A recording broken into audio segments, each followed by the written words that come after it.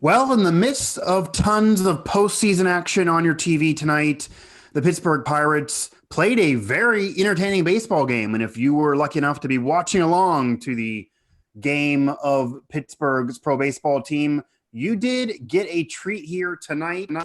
It's a loss, though, for the Pirates. It's a loss in extra innings, and it's a controversial loss, potentially. So the Pirates get back in action after their brief COVID break.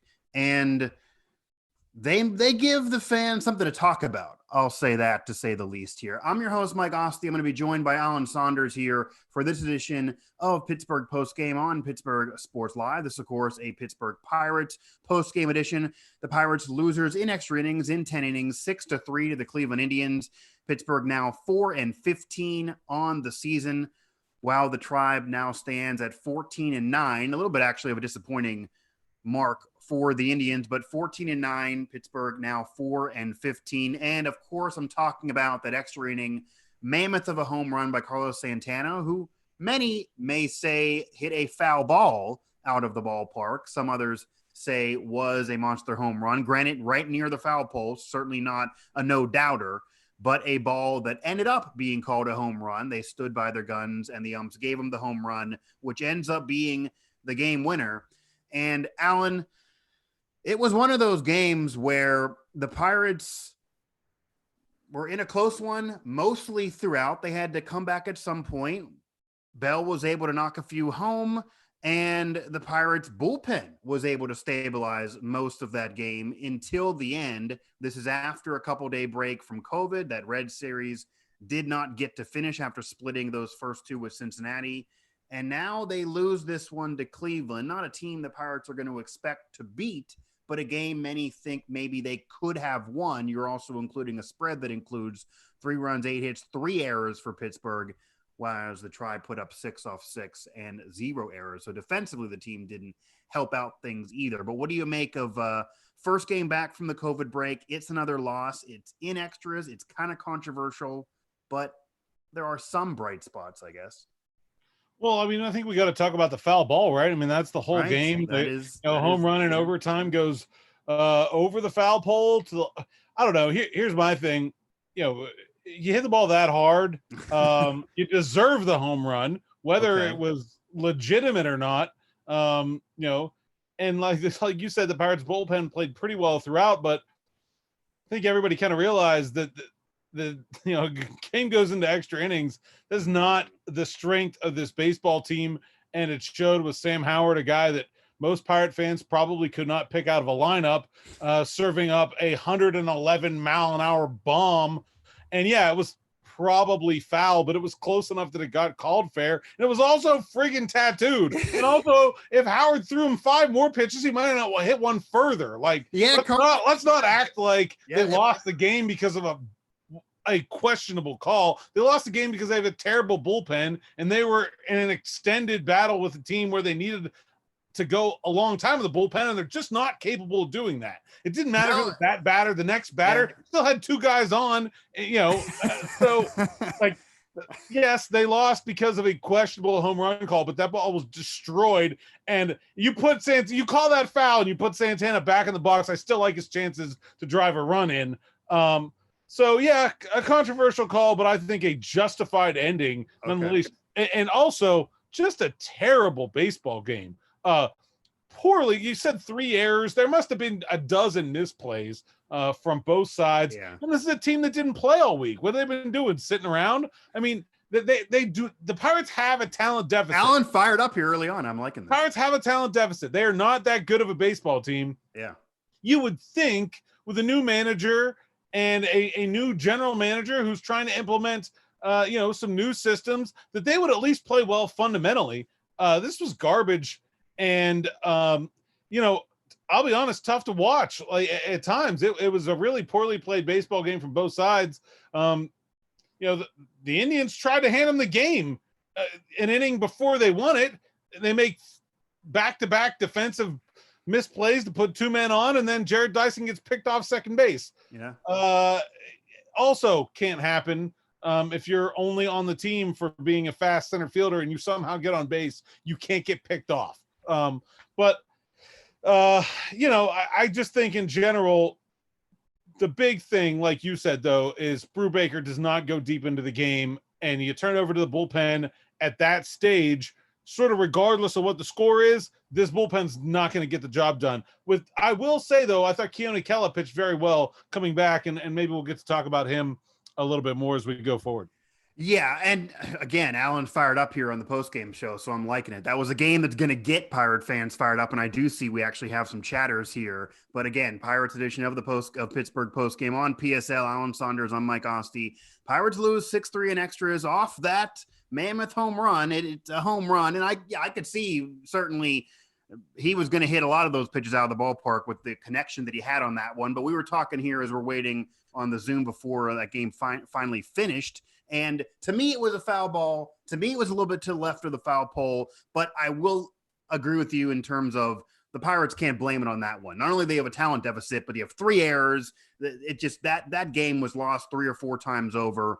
And again, now 4-15 on the year, so you're not going to get calls like that. And it would have been probably poetic justice for it to have ended any other way. But you did mention the bullpen, and Brubaker only goes through 3, but that's kind of been the norm for this rotation most of the season. Yeah, Musgrove went through 5 a couple times. We know Trevor Williams went through 7 once, but this starting staff has not gone deep in most of these games. I actually can say, despite giving up that home run late on the questionable call, that this bullpen pitched pretty well in this one. I mean, they stabilized the tie game throughout most of this game. They use, I think, about 6 pitchers after the third, and nobody giving up a run until you see that homer by Carlos Santana. So that's still 1 pitch leading to the home run. This bullpen maybe has pitched its best game of the season, judging by the circumstances. But of course, still a lot of the usual suspects not showing up in this one, even though Bell finally does, and kind of the same problems that have been evident throughout most of this season, still evident here today in this one. You do see somebody here in the chat a couple years ago, this game would have had me jacked at the level they got screwed. Now I'm just kind of numb. I don't know. You have any thoughts on that? It got us fired up. Stein, good Twitter follow. He's the editor at the Daily Herald, I believe, out in Central PA, and he's a big Pirates fan. And I think the big thing to me is, look, like that's a bad call. There's no question. I mean, it's certainly at the very least a questionable call. Yeah, there's a question, but yeah, it's a very least a questionable call. But the Pirates did not deserve to win the game like that. Even if that's an out, are they going to win?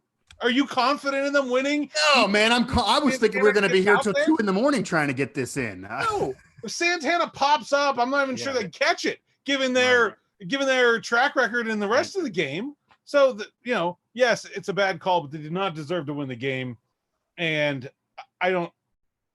I can't feel good about anything that happened in there, except for maybe the bullpen. I do agree with you that those are some guys. Like, I think Chris Stratton, he blew up the other night, but he's had pretty good results most of the year.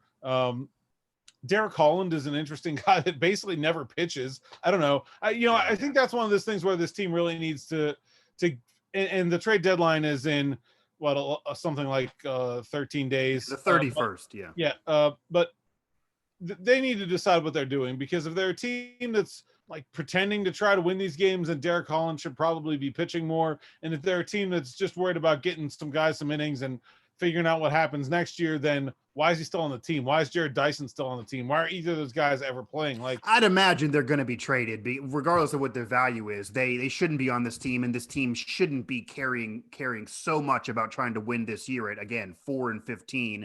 The season didn't go the way you thought it was going to go. I don't think anyone thought they were going to contend, but even with an expanded playoffs, this season, I heard you say in a previous post-game show, this season has gone worse than even the biggest naysayers could have predicted prior to coming into this year. They haven't had any bounce go their way. Anytime there's controversy, it's not been in their favor. That includes tonight here. The extra innings hasn't been in their favor. They really only have one really legit victory, 4 overall in the year. several others being controversial. That also includes a comeback late in the bottom of the ninth to get a victory over the Twins that didn't seem to be theirs most of that game. So, yeah, I mean, this was the best day from the bullpen, but it ends up meaning nothing. Holland goes 2, has 2 strikeouts. That's nice. Stratton ends up with 2 Ks through 1. Turley with a K in an inning. Rodriguez ends up throwing up an inning there without allowing any runs. He also has a strikeout. Kella with the strikeout, despite eventually seeing that home run by Carlos Santana. Controversy, but he definitely hit that ball a mile. Granted, maybe to the left of the foul pole. But again, as you put it, the Pirates are not going to get those calls. They can't be really crying over spilled milk here with 3 errors. They do out-hit the Indians, but it ends up meaning nothing as they lose after their COVID break. Alan Saunders, Mike Asti here on the Pirates edition of Pittsburgh Postgame on PSL. Andy again there. He appreciates the shout out, Alan. And then just going in again, just being disappointed about the situation with Dyson there and getting picked off. Either way, that can't happen with Dyson. Yeah. So he's banging the drum on Dyson there. Appreciates the shout out as well. And it does seem like fans, the balloon's been popped this year more than even other seasons that you're watching for individual performances, which we now will segue into the 3 up, 3 down. Alan, we talked about the bullpen being an up. That's going to be an up for me, despite the home run late. This is a bullpen that had to come in the third inning. You're seeing most of the game with the pen. You're seeing a slew of pitchers in the pen, including some that are not normally accustomed to being in those situations and some that won't be on this team in a week. And they all pitched pretty freaking well. There's not that many games this year where they can say that, from 3 innings from Brubaker and then Holland and company going all the way throughout. Solid day for the pen. So that's going to be an up for me. But what else do you have? All right, I'll go down and I'll go Rick Eckstein. You know, as the Pirates hitting coach, he came in last year and I thought really did a lot of things with some players that surprised people. I thought you looked at what Josh Bell did last year, what guys like Kevin Newman and Brian Reynolds did last year. Adam Frazier even had, one of his better years hitting. Colin Moran showed some signs of turning some things around. Yeah. Well, you look at this lineup right now and you just look at the batting average. I mean, listen, batting average is not everything, and I'll be the first person to tell you, but when they're in the ones, it's not good. And the O's, where's Polanco? Down around I got it for you. He's at 0.75. Oh, 75. Reynolds is 185. 185. Frazier's at 184. Tyson's 143. Bell's 205, and he had 2 hits today.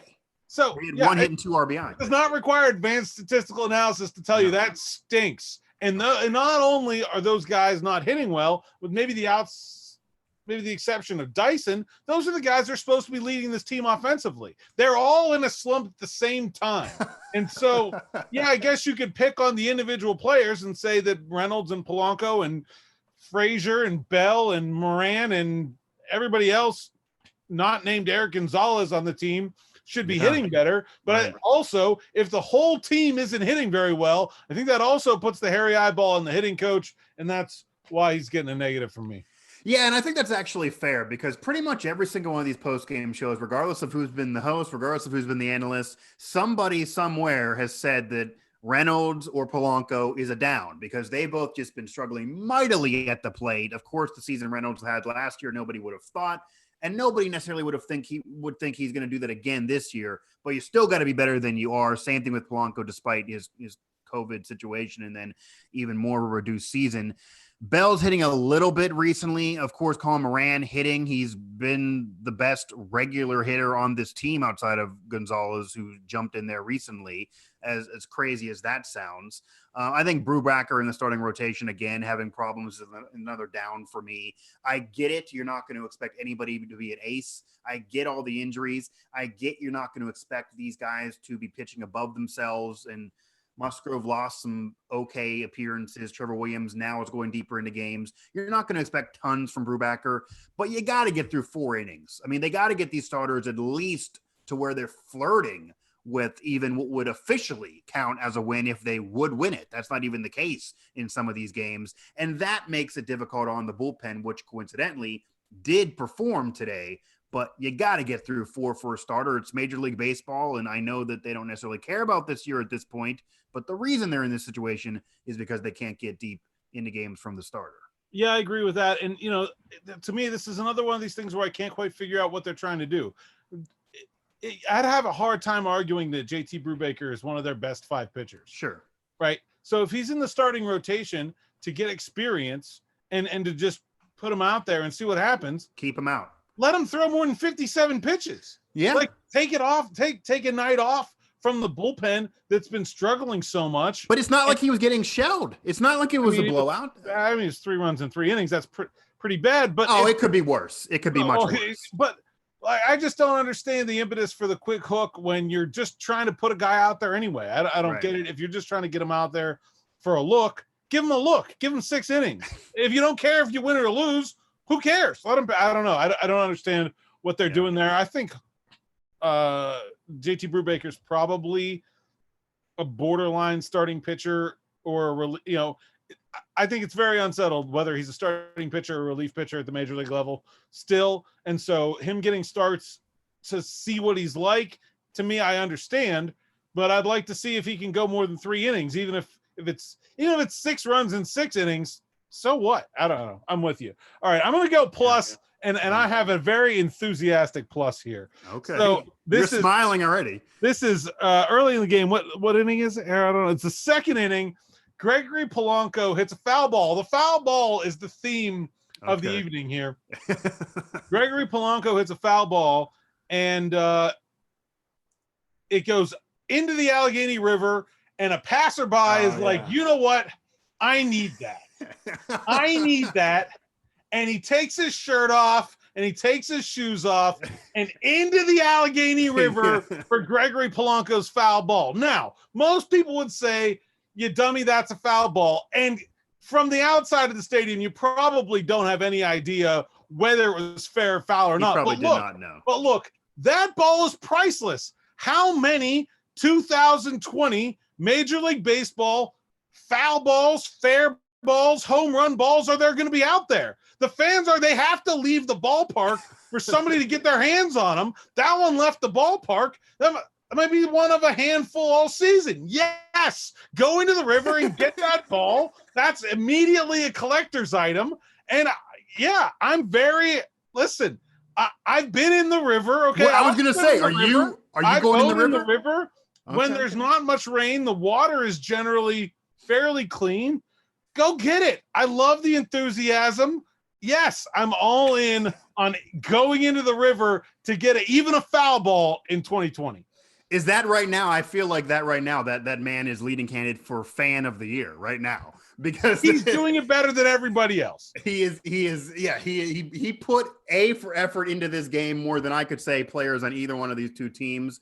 I was impressed taking off the shirt. He had it in his mind. I am going in this river. The second he saw the ball, he had no idea whether that was a home run or a foul ball. It's also funny that it's Polanco of all players, because there hasn't been that many balls hit into play in general from him, let alone there's a fair or a foul ball. If somebody would tell you, looking at his stats at the end of the year, I got this ball that I went into the river and we didn't have video, and he said it was from Polanco, you would have said, it can't be. He's hitting .75. He's only made contact 6 times this year. He hasn't got out of the ballpark at all.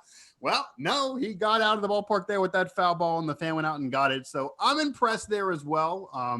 I don't know if I would go in there, though. I don't think I'm going in any one of these rivers, any of the 3 rivers. I'm not jumping in there for any ball hit by a Pirate this year, foul or fair.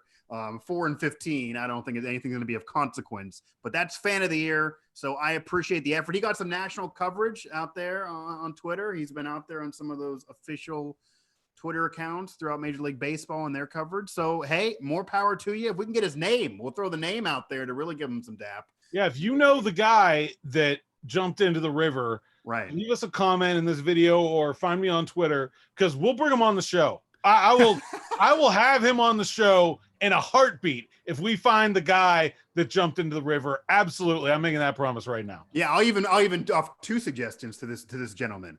We can bring him on this show, other shows. He can do my show with me, or he can be a part of Face Off, and we'll maybe give him a chance to win other prizes, and we'll really rip off the engines there. We can bring Face Off back. We have a lot of coverage. Second season of Pittsburgh Sports Face Off. We got it. Right. We got 2 more, 3 up and 3 down. We're back to you. I think we've had. What do we have? I I had one of each. I think you had one of each, right? Yeah, I think we have. So I think we have So the you get to bullpen pick, and then I get stuck with what's left. Okay, so we have the bullpen as being an up. We have the fan as being an up. So we need one more up, and then the downs are the offense just collectively, and then the starting rotation. Yeah. So if I have to go for another, let me see here. Well, I guess, I'll do another down, and this makes sense because this is a team that going into the year was thinking, what can be a positive for this team? Yes, you have some solid bats, at least judging off prior to the season. Obviously, that's not the case. We read the batting averages to this point. Okay, they're still young. The starting rotation is not going to be there. Pitching is going to be a problem. Bullpen's going to be a problem. But what can help pitching that struggles? Defense. We talked about that on past shows, that maybe if the defense can perform, that can help a lot of these ground ball pitchers. Not many of these pitchers are going to be strikeout pitchers. They're not going to get many strikeouts. They need to rely on the defense. Well, the defense in recent games, win, lose, or draw, has been there. The defense early in the season was getting an error per game. They hadn't picked up an error in the last few when I was hosting these shows. Now tonight, 3 errors, which includes it being a loss in extras. So 3 errors on the board, one of the worst defensive performances of the season. You mentioned it. It could have been 4, 5, or 6 errors, and none of those would have been charged against the fan who went into the river. So the defense just collectively, if we're going to make it a collective theme here of everybody together owning this, positive or negative, then it's a collective effort for the defense to be bad this evening, and that's going to be my final down. All right, so I get to go up, and I'm going to go with good friend, old friend, Oliver Perez, still spinning them at 38 years old, comes into the game tonight, throws, what was that, 1 inning, I think, and clean one at that for the 1 inning, 2 Ks on the board. Yeah. And, Oliver was, when he came up with the Pirates and he had all those strikeouts, there was obviously a lot of hype around him as a player that never really Randy Johnson, some said. That never really panned out, obviously. But man, anybody that makes it to 38 years old and is still spinning them in the majors is doing something right. He's been a stand-up guy in the clubhouse as the Indians have gone through some turmoil with their players, with Plesac and Clevenger. Right. And, he's a leader for that team.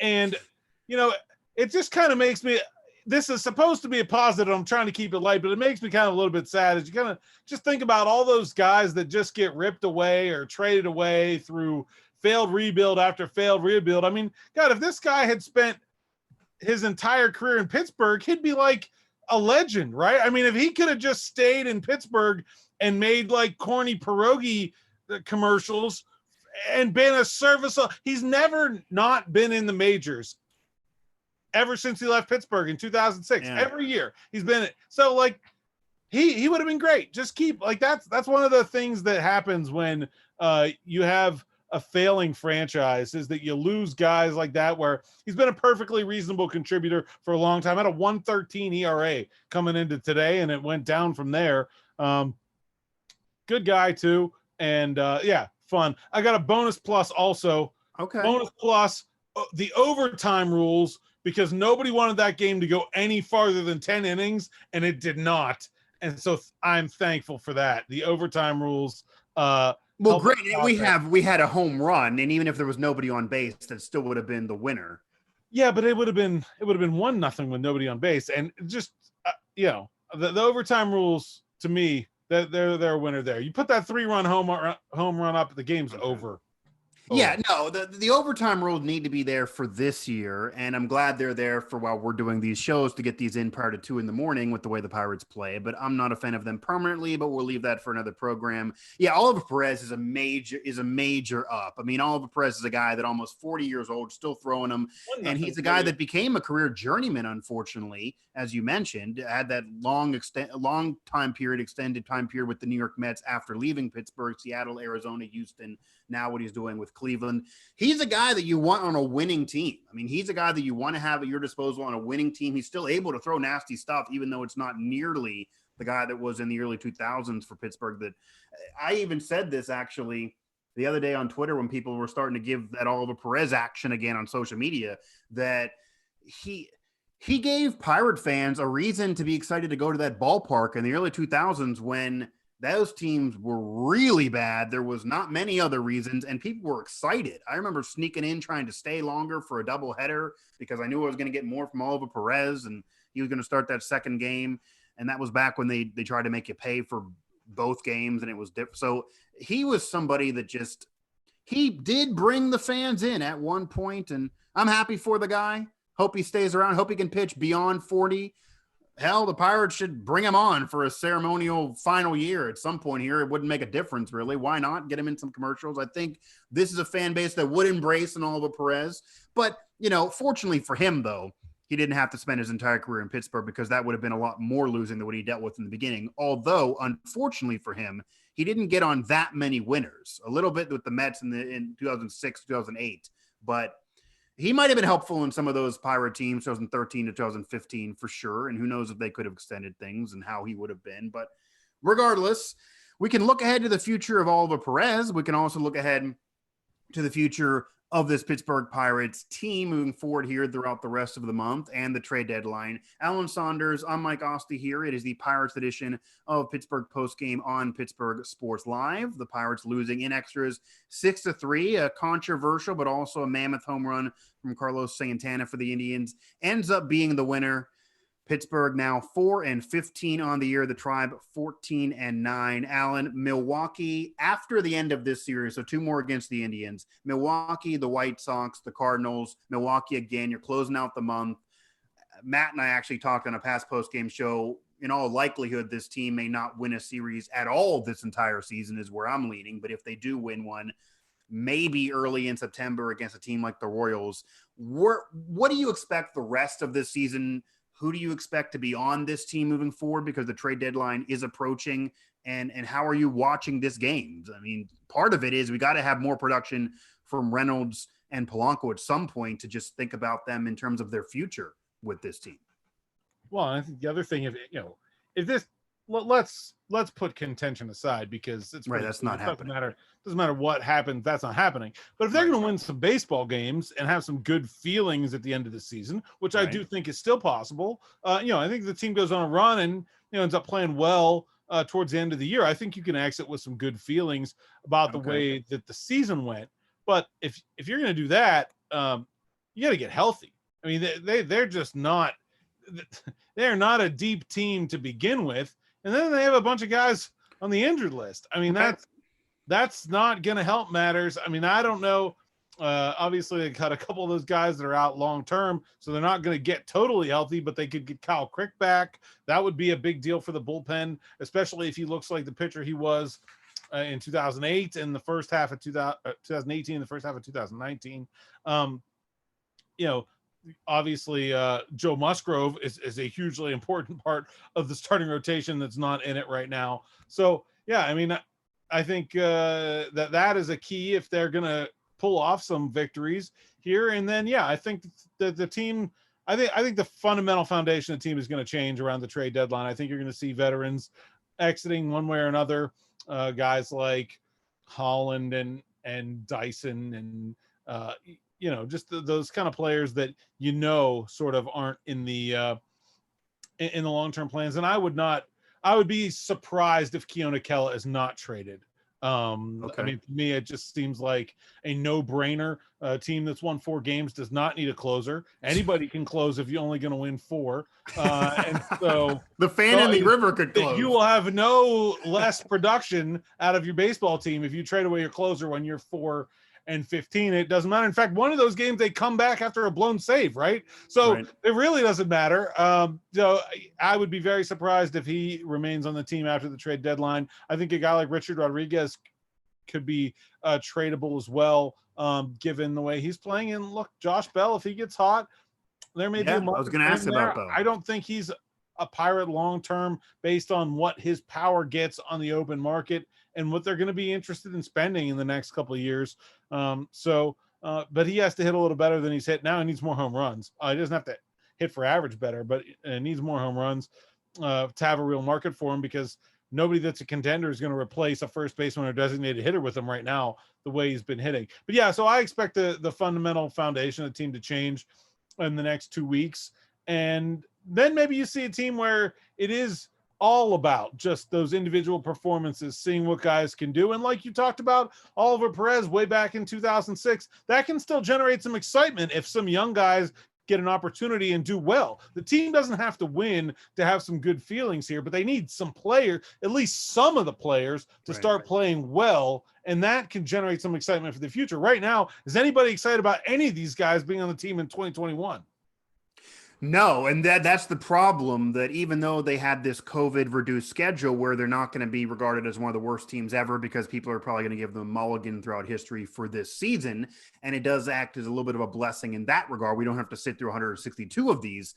However, the performances these players are levying, and especially Brian Reynolds, especially Gregory Polanco, who's another guy that's not really a part of the future of this team. Even Josh Bell, who you'd figure would have a high market and would be able to increase his value in a season like this. He's actually probably dipped it a little bit, although hitting with more contact, at least recently. And we have some recent home runs, even though not today, but did have a big double and drove in a couple. So he's going to have a market. He's going to be one of those boppers somebody's going to want, especially now if the DH is a thing of the future, certainly at least for this year. I think he would be somebody that a contender would want, even for just this playoff run, because of it popping his bat.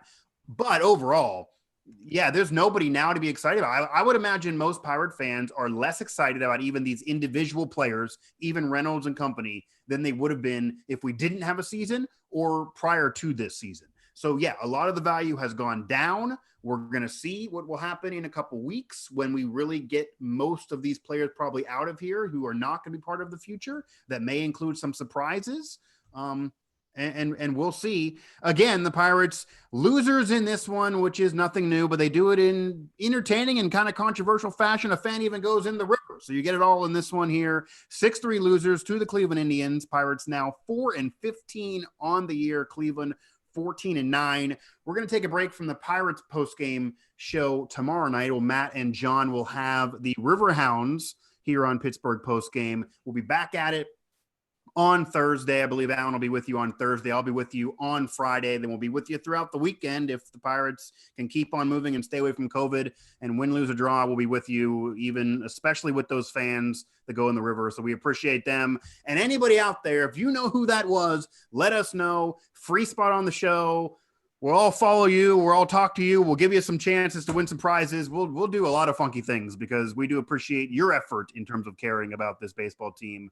What definitely helps us here. For Alan Saunders, for the rest of us here at Pittsburgh Sports Live, I'm your host, Mike Asti. Pirates losers yet again. This one in extras, 6-3. It was controversial. It was entertaining. A fan went in the river. It was fun. And that has been another edition of Pittsburgh Postgame on Pittsburgh Sports Live.